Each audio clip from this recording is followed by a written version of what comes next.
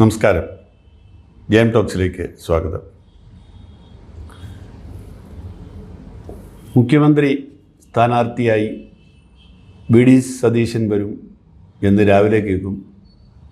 അതല്ല KC വേണുഗോപാലാണെന്ന് ഉച്ചയ്ക്ക് കേൾക്കും. ഇത് രണ്ടുമല്ല രമേശ് ചെന്നിത്തലയാണെന്ന് വൈകുന്നേരം കേൾക്കും. ഇത് കുറേ ദിവസമായിട്ട് നടന്നുകൊണ്ടിരിക്കുന്ന സംഗതിയാണിത്. എന്തായാലും ഇന്ന് VD സതീശൻ്റെ പേര് ചിത്രത്തിൽ നിന്ന് അങ്ങ് മാഞ്ഞതുപോലെയാണ്. KC വേണുഗോപാൽ അല്ലെങ്കിൽ രമേശ് ചെന്നിത്തല എന്നാണ് കേട്ടുകൊണ്ടിരിക്കുന്നത്. ഒരൊറ്റ ചോദ്യം, ശരിക്കും ഹൈക്കമാൻഡ് ഒരു തീരുമാനം എടുത്തിട്ടുണ്ടോ? ഇല്ല എന്നുള്ളതാണ് സത്യം. ഹൈക്കമാൻഡ് പരോക്ഷമായി അല്ലെങ്കിൽ ചില ആഗ്രഹങ്ങളുടെ പശ്ചാത്തലത്തിൽ ചില തീരുമാനങ്ങൾ എടുത്ത് വെച്ചിട്ടുണ്ട്, പക്ഷേ അത് ഫൈനലൈസ് ചെയ്തിട്ടില്ല. കാരണം ഹൈക്കമാൻഡും വളരെയേറെ ഭയപ്പെടുന്നു. ഒരു തീരുമാനം എടുക്കുമ്പോൾ ഉണ്ടാകാവുന്ന പ്രത്യാഘാതങ്ങളെക്കുറിച്ച് വളരെ ഭയപ്പെടുന്നുണ്ട്. KC വേണുഗോപാലാണ് മുഖ്യമന്ത്രിയായി വരിക എന്നുള്ളതാണ് ഇപ്പോൾ ഏറ്റവും ഒടുവിൽ കേൾക്കുന്നത്. അങ്ങനെ ഒരു തീരുമാനം എടുക്കുമ്പോൾ ഉണ്ടാകുന്ന പ്രത്യാഘാതങ്ങൾ എന്തായിരിക്കും എന്നുള്ളതിനെക്കുറിച്ച് ഹൈക്കമാൻഡിന് അറിയണമെന്നുണ്ടെങ്കിൽ വലിയ ബുദ്ധിമുട്ടുണ്ടോ കണ്ടുപിടിക്കാനായിട്ട്? അവർക്ക് അതിൻ്റെ വിവരങ്ങൾ ലഭ്യമല്ലയോ? MLA-മാരുടെ അഭിപ്രായങ്ങൾ കൃത്യമാണോ? 2 നിരീക്ഷകർ വന്ന് MLA-മാരോട് സംസാരിച്ചു. അത് തന്നെയാണോ MLA-മാരുടെ യഥാർത്ഥ സ്ഥിതി എന്നറിയാൻ വേണ്ടിയിട്ട് ഒരു ബുദ്ധിമുട്ടുമില്ല. രാഹുൽ ഗാന്ധി അവിടെ ഇരുന്നിട്ട് സെക്രട്ടറിയോട് എനിക്ക് കേരളത്തിലെ 63 നിയുക്ത MLA-മാരെ ഒന്ന് ഫോണിൽ വിളിച്ചു തരണമെന്ന് പറഞ്ഞാൽ ഒരു 2-3 മണിക്കൂർ ഓരോരുത്തരും 2 മിനിറ്റ് വെച്ച് സംസാരിച്ച് 2-3 മിനിറ്റ് കൊണ്ട് മണിക്കൂർ കൊണ്ട് അദ്ദേഹത്തിന് കൃത്യമായിട്ട് കണ്ടുപിടിക്കാം കേരളത്തിലെ 63 കോൺഗ്രസ് MLA-മാരും എന്താണ് ചിന്തിക്കുന്നതെന്ന്. അപ്പോൾ അതൊരു പ്രശ്നമല്ല. ഇനി അതല്ല, ജനങ്ങളുടെ വികാരം MLA-മാരുടെ തീരുമാനത്തിൽ റിഫ്ലക്റ്റ് ചെയ്യുന്നുണ്ടോ, പ്രതിഫലിക്കുന്നുണ്ടോ എന്നുള്ളതാണ് അറിയേണ്ടതെങ്കിൽ. വേറെ ഒരു സംഘം നിരീക്ഷകരെ വീണ്ടും അയക്കാം കേരളത്തിലേക്ക്, എന്നിട്ട് ഇവിടുത്തെ ജനങ്ങളുമായി സംവദിക്കാം. അതിൻ്റെ ആവശ്യമില്ല. പിന്നെ എന്തിനാണ് കേരളത്തിലുള്ള നേതാക്കളെ വീണ്ടും ഡൽഹിയിലേക്ക് വിളിപ്പിക്കുന്നു?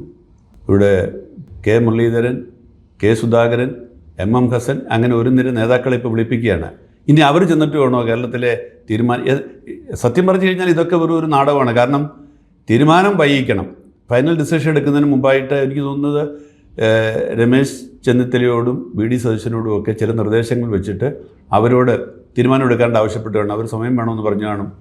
അതുകൊണ്ട് ആ സമയം ടൈം ബൈയിങ് ആണ്. അവർ സമയത്ത് എടുക്കാൻ വേണ്ടിയിട്ട്, അല്ലെങ്കിൽ ഇവിടുത്തെ അന്തരീക്ഷം ഒന്ന് ശാന്തമാകാൻ വേണ്ടി വെയിറ്റ് ചെയ്യുന്നതെന്നാണ് ഞാൻ കരുതുന്നത്. അപ്പോൾ ഫൈനൽ ഡിസിഷനിലേക്ക് ഇത് വരാൻ 2 ദിവസം കൂടി എടുക്കും.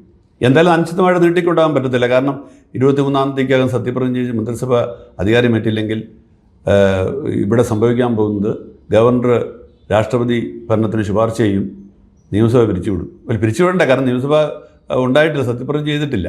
അപ്പോൾ ആ ഒരു ദുരന്തത്തിലേക്ക് പോകാൻ എന്തായാലും സാഹചര്യം ഉണ്ടാവില്ല. അതിന് മുമ്പ് തന്നെ ഇവിടെ മന്ത്രിസഭ ഞാൻ കണക്ക് കൂട്ടുന്നത് എന്തായാലും തിങ്കളാഴ്ച തന്നെ സത്യപ്രതിജ്ഞ ഉണ്ടാവും. അതിന് മുമ്പായിട്ട് തീരുമാനം ഉണ്ടാവും. ഒരു ബുധനാഴ്ച അല്ലെങ്കിൽ വ്യാഴാഴ്ച തീരുമാനം ഉണ്ടാവുമെന്നാണ്.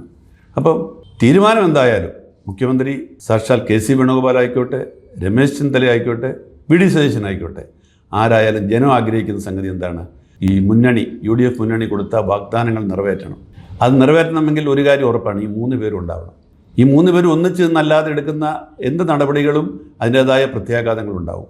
അതിനനുസൃതമായിട്ടുള്ളൊരു ഫോർമുല, പല ഫോർമുലയെക്കുറിച്ച് ഇപ്പോൾ കേൾക്കുന്നുണ്ട്. ഞാൻ ആ ഫോർമുലയിലേക്കൊന്നും കടക്കുന്നില്ല. ആ ഫോർമുലയിൽ എല്ലാവർക്കും സ്വീകാര്യമായ ഒരു തീരുമാനം ഉണ്ടാകുന്നില്ലെങ്കിൽ, നേരത്തെ VD സതീശൻ പറഞ്ഞൊരു കാര്യം, മാന്യമായ വിജയം ഉണ്ടാകുന്നില്ലെങ്കിൽ ഞാൻ വനവാസത്തിന് പോകുന്നു എന്ന് പറഞ്ഞു. ഇനി മാന്യമായ വിജയം ഉണ്ടാക്കിയിട്ട് VD സതീശൻ വനവാസത്തിന് പോകുന്നുണ്ടെങ്കിൽ അത് വലിയ ദുരന്തം തന്നെയാണ്. അതിൻ്റെ കോൺസിക്വൻസ് കേരളത്തിൽ എന്ന് ഉണ്ടാകുമെന്ന് പഠിക്കാനുള്ള വിവേകവും ബുദ്ധിയും ഹൈക്കമാൻഡിനുണ്ടാവുമെന്ന് തന്നെയാണ് ഞാൻ കരുതുന്നത്.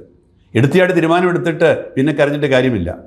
ഏറ്റവും കുറഞ്ഞത് കഴിഞ്ഞ തെരഞ്ഞെടുപ്പിന് മുമ്പായിട്ട് തന്നെ ഒരു ധാരണ ഉണ്ടാക്കണമായിരുന്നു. ശരി, തെരഞ്ഞെടുപ്പിന് മുമ്പായിട്ട് ഇവരിൽ ഒരാളാണ് മുഖ്യമന്ത്രി എന്ന് പറഞ്ഞാൽ ബാക്കി 2 പേരും ആ കാര്യത്തിൽ ഉത്സാഹം കുറവ് വരും, അവർ നിരാശരാകും. അതുകൊണ്ട് ആവേശമുണ്ടാവില്ല. 3 പേരും മുഖ്യമന്ത്രി ആകുമെന്നുള്ളത് പ്രതീക്ഷ നൽകിക്കൊണ്ട് 3 പേരെയും സജീവമായി രംഗത്തിറക്കിക്കൊണ്ട് തെരഞ്ഞെടുപ്പ് നടത്തുക, മാക്സിമം വിജയം ഉണ്ടാക്കുക. അതിലൊന്നും തെറ്റൊന്നുമില്ല. പക്ഷേ തെരഞ്ഞെടുപ്പ് കഴിഞ്ഞിട്ട് പ്രഖ്യാപനം വരെ ഇത്ര സമയം ഉണ്ടായിരുന്നല്ലോ, 3 ആഴ്ച. അവരെ 3 പേരെയും വിളിച്ചിട്ട് അവരോട് സംസാരിക്കാമായിരുന്നല്ലോ. ഇങ്ങനെ ആളുകളുടെ മുന്നിൽ, ജനങ്ങളുടെ മുന്നിൽ, വോട്ട് ചെയ്ത ആളുകളുടെ മുന്നിൽ ആ ഒരു അവമാനിതമായ, വളരെ പരിഹാസ്യമായ ഒരു രംഗം ഉണ്ടാക്കേണ്ട കാര്യമുണ്ടായിരുന്നു. അവർ നിരാശരാക്കേണ്ട കാര്യമുണ്ടായിരുന്നു. അപ്പോൾ അതിലൊരു വീഴ്ച ഹൈക്കമാൻഡിന് വന്നു എന്ന് പറയാതിരിക്കാൻ വയ്യ. അപ്പോൾ ഇനിയെങ്കിലും ഒരു തീരുമാനം എടുക്കുമ്പോൾ അത് കേരളത്തിലതുണ്ടാക്കുന്ന പ്രത്യാഘാതം, KC വേണുഗോപാൽ ആയിക്കോട്ടെ, നമുക്ക് യാതൊരു വിരോധവുമില്ല. KC വേണുഗോപാൽ തന്നെ ആയിക്കോട്ടെ മുഖ്യമന്ത്രി. രമേശ് ചെന്നിത്തല ആയിക്കോട്ടെ, as A compromise, Ramesh Chennithala ആയാലും നല്ല മുഖ്യമന്ത്രി തന്നെയാണ്. പക്ഷേ ആ തീരുമാനം എല്ലാവരെയും ഉൾക്കൊണ്ട്, ഓൾ ഇൻക്ലൂസീവ് എന്ന് പറഞ്ഞാൽ എല്ലാവരെയും ഉൾക്കൊള്ളിച്ചുകൊണ്ട് ഒരു തീരുമാനമെടുക്കുകയും ജനങ്ങൾക്ക് നൽകിയ വാഗ്ദാനങ്ങൾ നടപ്പാക്കുകയും ചെയ്യുന്ന കാര്യത്തിൽ ഹൈക്കമാൻഡ് പരാജയപ്പെട്ടാൽ അത് അവസാനം ഈ കയ്യിലുള്ള വിരലെണ്ണാവുന്ന ഭരണത്തിൽ ഒന്നായ കേരളം കൂടി അടുത്ത തെരഞ്ഞെടുപ്പിൽ നഷ്ടപ്പെടുന്ന ഒരു സാഹചര്യമാണ് ഉണ്ടാവുക. BJPക്ക് ഇവിടെ വളരാനുള്ള ഒരു സാഹചര്യമാണ് ഒരുക്കുക എന്നുള്ള കാര്യത്തിൽ യാതൊരു സംശയവുമില്ല. അതുകൊണ്ട് വിവേകപൂർണ്ണമായ തീരുമാനത്തിന് വേണ്ടി നമുക്ക് കാത്തിരിക്കാം.